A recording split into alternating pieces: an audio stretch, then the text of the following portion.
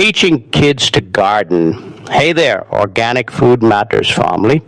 Today we are getting our hands dirty and talking about something that hits close to home for a lot of us across the United States of America. We are teaching kids to garden. And not the kind of garden that looks perfect for a magazine spread. I mean the real deal, backyard patches, windowsill pots, and community plots where tomatoes split, carrots come out crooked, and kids learn that food does not just magically show up in the grocery store aisle. So, why does this matter? Because raising kids who know how to grow food is like giving them a superpower they can use for life. When a child plants a seed in the dirt and watches it turn into something they can eat, something clicks. They get curious. They start asking where their food comes from. They taste a sugar snap pea right off the vine, and suddenly veggies are not the enemy at dinner anymore. That is a big win for any parent who has ever negotiated with a 5-year-old over broccoli. Let us be honest, though. Kids are not naturally patient. They want action now. They want results yesterday. Gardening is slow magic, and that is exactly why it's good for them. Teaches grit without a lecture. It shows them that good things take time and a little bit of mess. And trust me, there will be mess. Muddy knees, dirt under the fingernails, and the occasional worm named Fred. That is all part of the charm. If you are thinking, I do not have a green thumb, join the club. Most of us are figuring it out as we go. The cool part is kids do not care if you are a master gardener. They care that you are doing it with them. In fact, your mistakes are secretly the best teaching moments. When your zucchini plant gets powdery mildew and keels over, you can shrug and say, well, that one did not make it. Let us figure out why and try again. That is resilience in real time. No textbook needed. Starting small is the name of the game here in the United States of America, where our lives are already packed with soccer practice, homework, and birthday parties. You do not need a 40-acre farm. A couple of pots on the porch works. A sunny windowsill works. If you have a patch of yard, even better. The goal is not to feed the whole neighborhood in year one. The goal is to get kids excited about the process. Pick plants that are basically the golden retrievers of the garden world. They are friendly, forgiving, and eager to please. Think cherry tomatoes that pop like candy, radishes that are ready in 3 weeks, and green beans that grow like crazy. Sunflowers are another slam dunk. They shoot up fast. They are taller than most second graders. And at the end, you get seeds to roast. Kids love anything that feels like a race, and sunflowers versus the garage roof is a race they can cheer for every day. Let them own it. Kids are way more into something when it is theirs. Give them their own little plot, even if it is just a square foot. Let them pick what to plant from a short list you already know will grow. Give them a job title. Chief Watering Officer sounds a lot cooler than go water the plants. Make a sign for their section of the garden. When they have ownership, they pay attention. They notice when the soil is dry. They spot the first tiny sprout and run inside yelling like they just won the lottery. Make it sensory. Kids learn with their whole bodies. Rub the fuzzy leaf of a sage plant and smell it. Compare the prickly cucumber stem to the smooth stem of a basil plant. Taste mint straight from the garden. Listen to the bees buzzing around the squash blossoms. This is not just gardening. This is science, nature class, and snack time all rolled into one. And it sticks because it is real, not on the screen. Now, let us talk dirt. Good soil is everything, but you do not need to get fancy. Compost is black gold, and you can make it with stuff you were going to throw out anyway. Banana peels, coffee grounds, Grass clippings and shredded paper can all go in a pile. Kids love the idea that trash turns into plant food. It feels like a magic trick. Plus, turning the compost pile is a great way to burn off that extra energy before bedtime. If you are not ready to compost, a bag of organic potting mix from the local garden center is totally fine. No shame in that game. Watering is where a lot of new gardeners trip up. Too much and you drown the roots. Too little and everything gets crispy. Here's a trick that works for kids. Stick a finger in the soil up to the first knuckle. If it feels dry, water. If it feels like a damp sponge, leave it be. Turn it into a morning routine.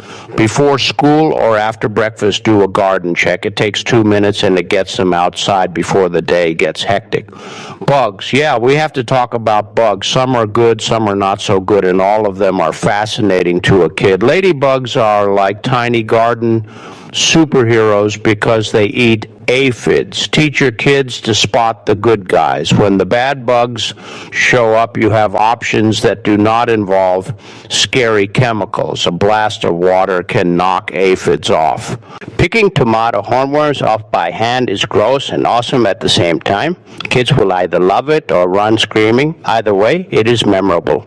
In the spirit of organic gardening, we want to work with nature, not nuke it. Harvest time is where the payoff hits. Let the kids do the picking. Even if they grab a tomato that is still a little green, it is theirs. Take that harvest straight to the kitchen, wash a carrot, and eat it right there in the yard. Dirt and all. Okay, maybe rinse it first, but you get the idea. Make a salad together with lettuce they grew. On top of pizza with basil from the pot on the steps. When kids grow it, they eat it. Picky eater problems start to melt away when they are proud of the food. And do not forget to celebrate the flops.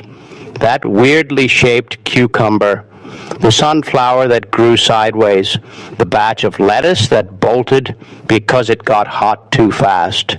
Those are not failures. They are stories. They are lessons.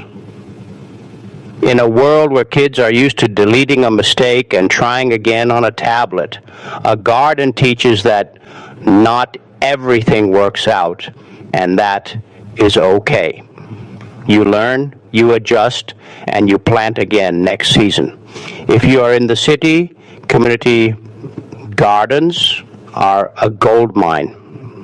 Most towns and cities across the United States of America have plots you can rent for the season.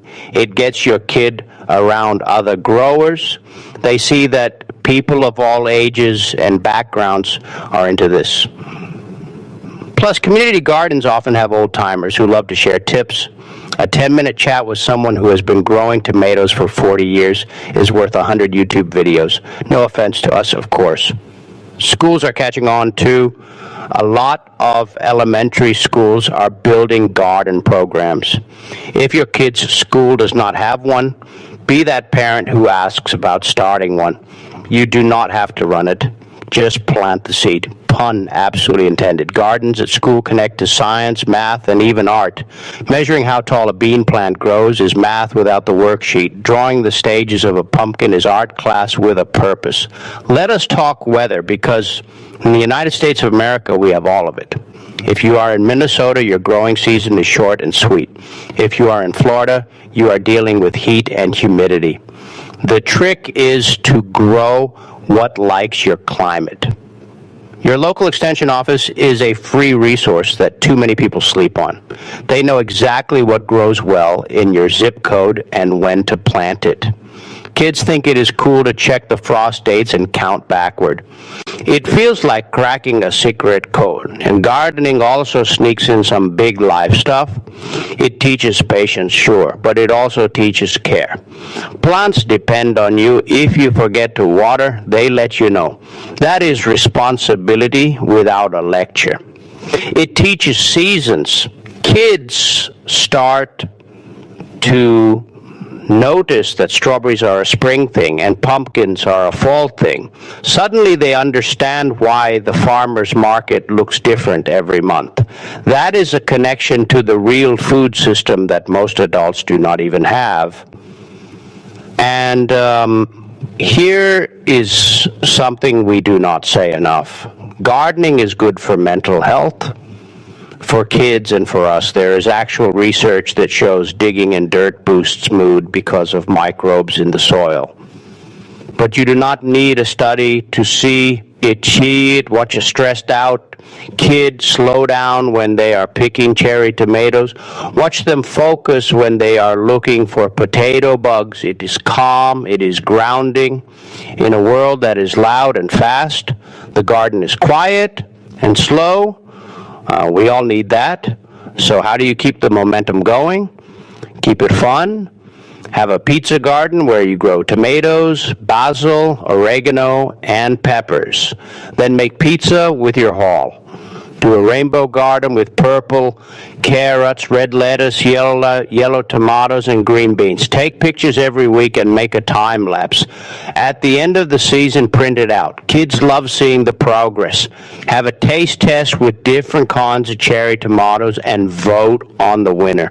Spoiler alert, they all win. Winter does not mean the garden has to stop. Bring it inside. Grow microgreens on the kitchen counter. They're ready in 10 days and taste like summer. For some paper white bulbs and watch them bloom on the windowsill in January. Plan next year's garden together. Flip through seed catalogs and let the kids dog-ear the pages.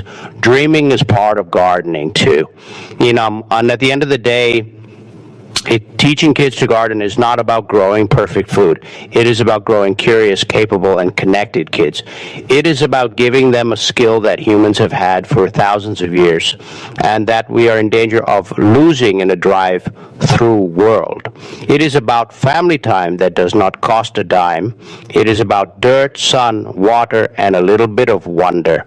So grab some seeds, grab your kid, and get planting. You will mess up. You will learn. You will eat something you grew with your own two hands, and your kid will remember it forever. That is the good stuff right there. From all of us at Organic Food Matters, we will see you in the garden. Go get dirty.